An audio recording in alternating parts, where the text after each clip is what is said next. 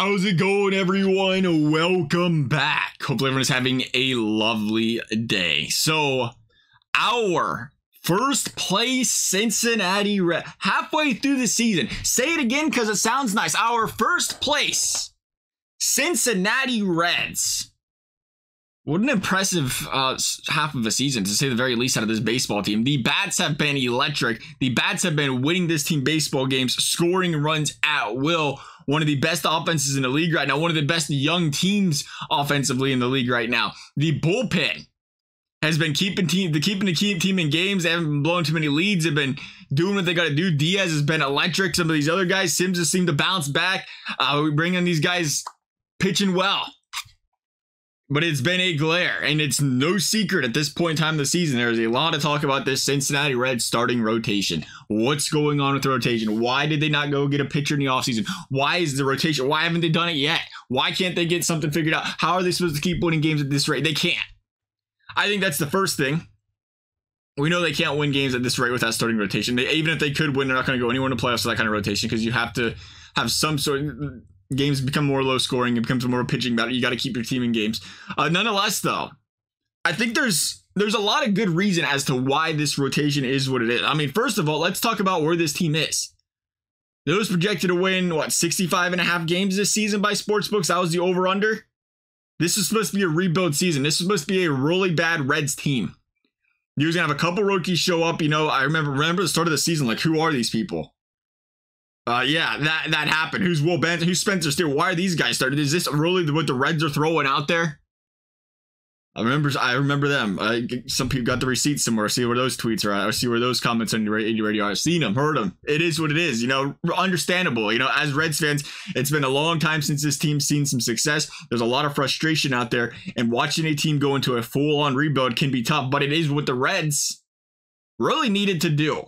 As a budget team, they needed to do was sell everything, and it was something they haven't done in a very long time. They kind of go into like these hybrid rebuilds. They'll bring in a player or two, they'll pay a player or two, they'll bring whatever, you know, keep a couple of these guys. It's like, all right, maybe we can contend if something magical happens, but probably not. They finally said, and it was tough to see. It's always tough to see when a team struggles, but it's finally said, let's pull the rug out from underneath. We're done. We're restarting everything. That was your bats. That was your pitching. And the thing is, you've seen these young batters come up this season, again, projected to come up probably, you know, I wouldn't say come up, but be ready, will be ready to be playing well a year or two earlier than expected. Which means if the pitching didn't do the same, there was going to be that imbalance there. You consider a year or two from now, if you say, you know, again, Abbott comes up, that's a great one. You consider Williamson figures things out. You wanted to give him a year or two. If he figures things out and he's year 3 or 4 next year, the year after that, you throw in Lodolo, you throw in Hunter Green. Obviously, you didn't expect Ashcraft to do what he does, but then all of a sudden you got a formidable rotation. The issue is they didn't have these guys ready. The issue is the injuries kind of killed him with Hunter Green and Lodolo. I mean, even now, you have Hunter Green, you have Lodolo, and you have, you know, Abbott. That as your top 3, and that's a really good start, and that's something to really build around. It's saying, again, you bring up a couple young guys through the system, eventually they pitch well, you'll be all right. Unfortunately, fortunately, really, the Reds are ahead of schedule offensively, so it's like, okay, you got to be a little bit patient. Injuries do happen. I mean, they're getting destroyed and rotate every single day. Even some of these guys that shouldn't be in the majors, but they're pitching because they have to, because Lodolo and Green are injured. You know, they're getting hurt. So it's been tough from that regard.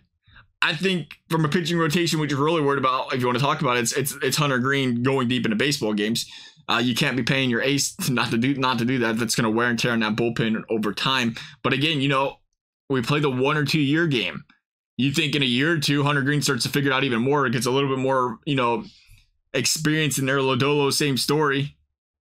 Obviously, you don't want to have to wait until year 4 or 5, but, you know, for pitchers, sometimes it does take, you know, to that year 3, that year 4, that year 5, and they really start to take off. And it's like, okay, when that happens, we expect these youngsters on the offense to be ready to go. Again, luckily for us as Reds fans, it's been exciting to watch this offense play this season. They're ready right now. And I think that's really important, just to understand that you had to go in this all-out rebuild. Really, it would have been great to do another whole year of being terrible. You bring in one more top-end draft pick, one more year that it really form it up. But, you know, you sell everything off, you bring in all these prospects, you bring in all these players, these guys you thought, oh, what are they going to do? Well, it turns out a lot of them are doing a lot of something for the Cincinnati Reds right now. And they've gotten these trades. And you really just got to be patient and say, hey, you got a lot of these youngsters, with the exception of India and Stevenson, you got the core of this team locked down for the next 5-6 years.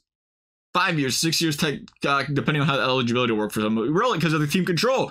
So you're in a really good position if you're the Reds. It becomes next year, and it becomes the year after that where you need to see them form that rotation. They have to become a little bit more aggressive in free agency. But we're only halfway through this season. It's pretty important to make sure, again, especially the Reds, like, it's pretty important to make sure they sustain what they're doing, because it is going to be hard to sustain that offense that they're doing consistently. But what you love about this team is there are a lot of contact hitters. It's not home run or bust. So when you're seeing them constantly pluck balls into the outfield and find holes and gaps, you got to believe, you want to believe like you're not going to have those terrible dry spells, which has been the beauty of this Reds offense. You ain't really had one of those offensive anemic spells because they don't depend on the long ball. They're such a team that depends on hitting with runners in scoring position. They depend on stealing, running the bases aggressively, just getting base hits and getting on, getting over, getting in.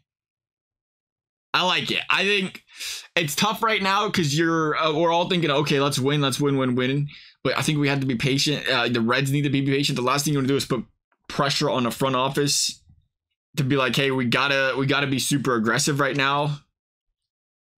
Force things that we don't need to force guys up that ain't right, whatever it is.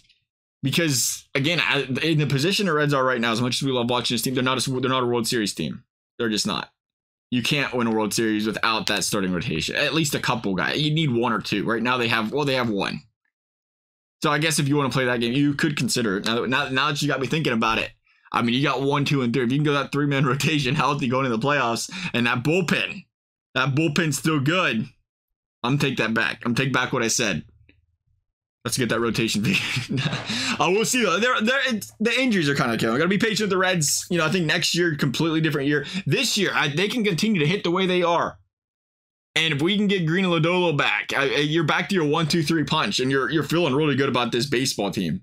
Love to get your thoughts. Thank you guys for watching. We'll see you next time.